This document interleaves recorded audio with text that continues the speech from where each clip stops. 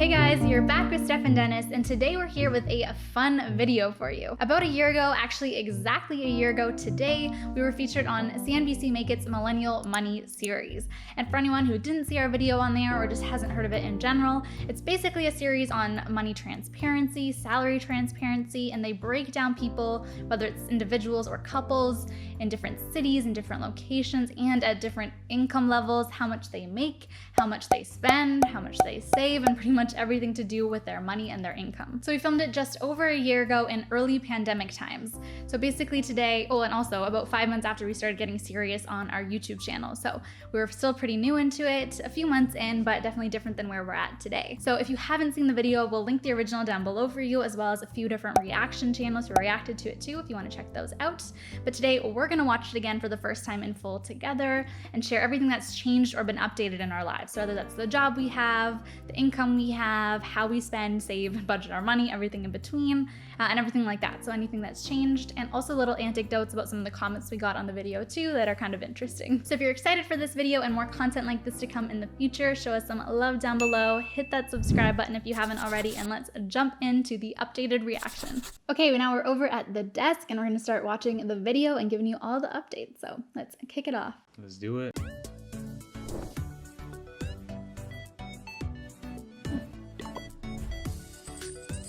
I'm Dennis, and I'm 24 years old, and I make $58,000 Canadian a year.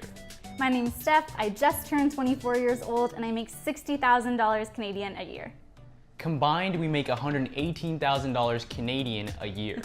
And we live in Toronto, Ontario. I love the intro. Now we both, so at the time I was making, what was it, $2,000 more per year? That was another funny thing. It's such a slim difference. We basically always made the same, but we got a lot of comments on that, which was kind of funny. And then now we're making the same amount. Still living in Toronto though. Yeah. I work as a strategy and operations coordinator within a human capital team at a Big Four firm. And I'm a consultant at a Big Four firm, and I primarily work on, financial projects. Neither of us are in the same job anymore, so I got a promotion, hence salary increase too, and I said I work in a strategy and operations team for recruitment side of things. Now I work in workforce planning and people analytics instead.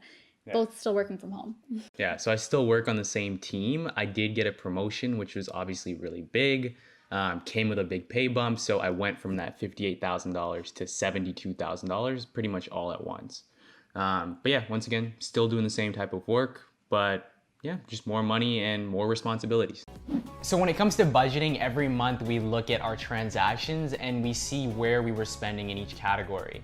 But we try to make sure that we know where every single dollar is going. When it comes to rent, so we're still living at the same place, right? So that means we're still paying the same amount of rent that we were paying before. Nothing has changed there. In terms of saving, so for me at the time, you gotta remember that I was in the middle of paying off my debt. So I had put that on hold and was essentially just hoarding cash just in case, I lost my job or anything. Fast forward to today, what is amazing is that this past January, I finished paying off my debt, which is amazing, let's go. So that's been a really big change to my budget because all of a sudden, all this money that I thought I didn't have, I'm actually seeing it because it's coming up in my savings and my investments. So when it comes to saving, I try and save $850 a month. And then when it comes to investing, it's approximately $1,500 each month. Yeah, it's been really good from that perspective, at least. Yeah, that's one of the biggest changes for sure. That's when I was looking through all of our different changes, there isn't much. For me, same thing, I was already saving money. One thing that stood out in this video too is that I used the word saving when I meant saving and investing. And so everyone's like, why isn't she investing more money? And I was investing at the time, but if you follow along on our channel, you do know that I was saving more than I was investing. And that's something that's changed for me. Yeah. So now on a monthly basis, I save about $1,000. I invest at least $1,350. So combined $2,350 towards savings and investments. And you'll have to check out other videos if you want to know why we invest and save the way we do. But that's in there too. Otherwise, I don't think there's any major changes to the other sections. We probably spend a little bit more on food now. It's just something we've noticed in our budget. But that's pretty much it. Otherwise, I think it's pretty much the exact same. We do live in a pretty small space for downtown Toronto. It's 400 square foot, if that. I think it's pushing it.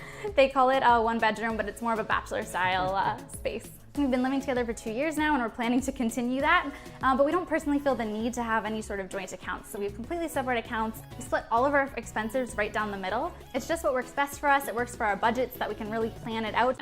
We live in the same space, which we already mentioned too. We just did an apartment tour if you want to check that out to see any changes that we've made too. The other thing is expenses and how we split them as well. So no major changes. We still split everything down the middle. That's another thing that got a lot of comments, which makes sense. People are all different, right? People are going to handle their finances differently. Some people, you know, the guy's going to pay it all. That's the one that we got a lot. Comments on that? Yeah. Oh, a few comments that were pretty funny about like, they're not even dating if they split everything down the middle. How unromantic. And I think it's funny because I think talking about money is actually extremely intimate and romantic. It's something that not a lot of people do. I feel like it means you are dating if you're talking so detailed about your money and are willing to split it. So that's something we still do. Not really any changes to that. Just because we split our money doesn't mean it's cold and like a hard thing. You know, we talk about everything. We know everything each other are spending. You guys see that on our channel. Obviously, we share with all of you everything about our money. So same with each other. Yeah. Yeah. No plans to change that anytime soon. No changes there.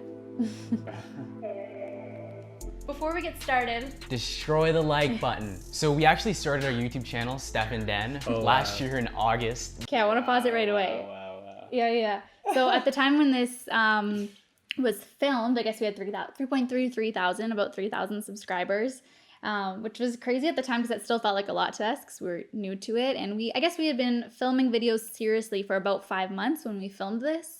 Millennial Money, and then we were still at about this amount when it came out 6 months after taking it seriously. So then about a month after the video going live, we had grown to 13.7 thousand actually, exactly, I know the numbers.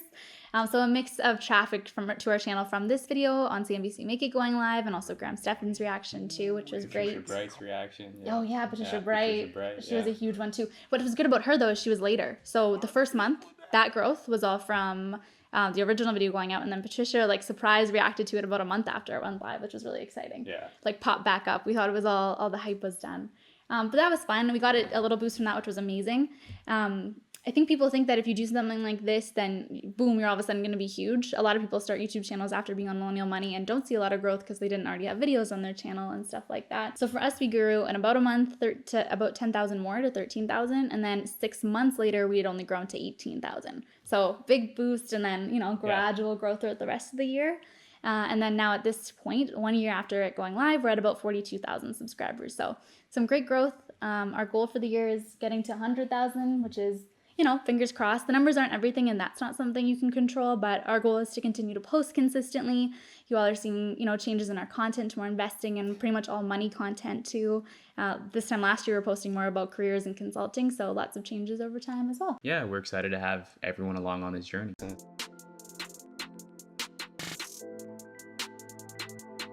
Old setup. Oh, we should play on that. So at the time, we actually didn't generate any revenue. I don't think we were monetized, right? Were we?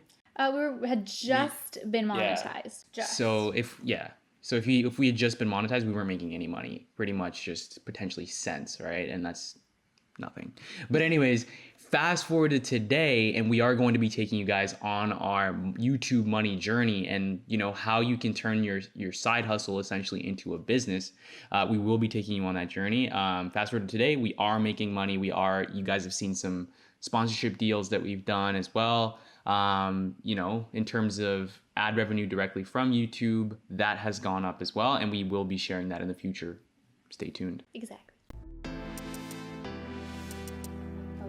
So my financial focus right now is really on saving. And this started for me when I first graduated and I got serious about budgeting, and I'm really continuing to focus on that more and more as time goes on. Each month I'm saving, my goal is 50% of my income. So basically I get paid bi-weekly. I'm trying to save one full payment each month, and I'm putting it right now into a savings account, but I'm planning on switching into a high interest savings account too to really capitalize and hopefully grow that savings as well each month.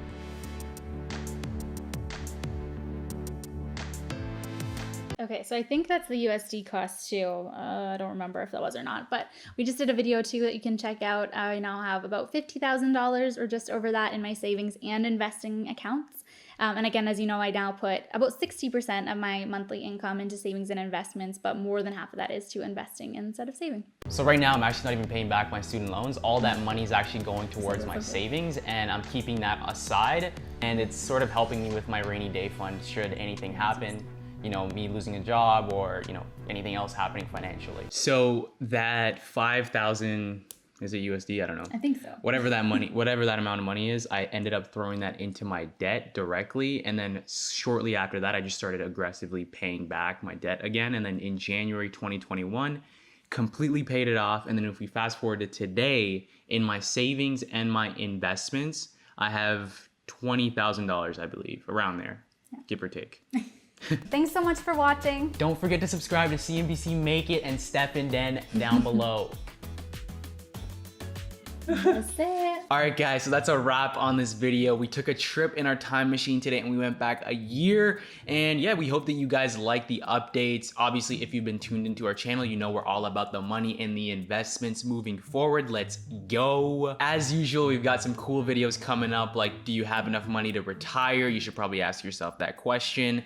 We're bringing back the budget template. We're bringing back best high interest savings account. Anyways, we've got some cool videos coming up, so make sure you stay tuned. Make sure you give us a like down below and make sure you do subscribe. And if you haven't checked out any of our previous videos, you already know what's up. Make sure you do check them out next door, and we will be back. You guys know the vibes, and let's go.